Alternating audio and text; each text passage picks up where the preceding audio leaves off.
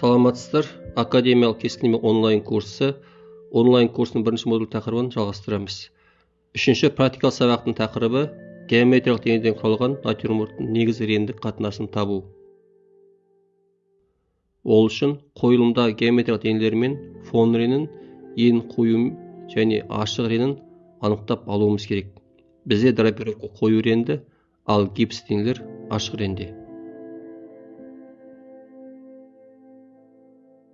Натюрморт жазуда жарық көлеңке заңдылықтарын ескеруіміз керек.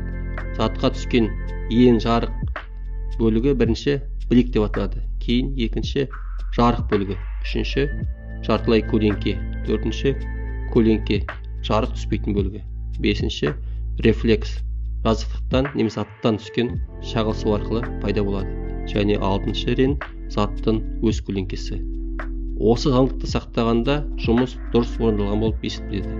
Егер заңдылық сақталмаса, зат көлемі дұрыс шықпай, жұмыста қателік кетеді. Бірінші кезекте денелер мен фон және драпировка реңдер ара қатынасын салыстырмалы түрде анықтап аламыз. Ең қою мен ең ашық реңді салыстыра отырып табамыз. Ол реңдерді палитрадан іздеп тауып, сол бөлігіне ғана жағыс түсіреміз. Қойылымдағы әр бөліктің өзіне тиесілі реңі болады.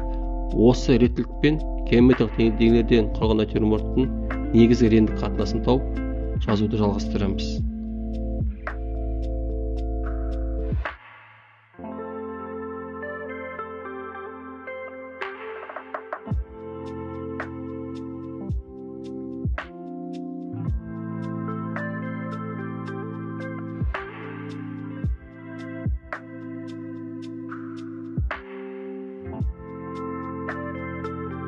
Осымен үшінші практикалық сабақ тапсырмасы аяқталды.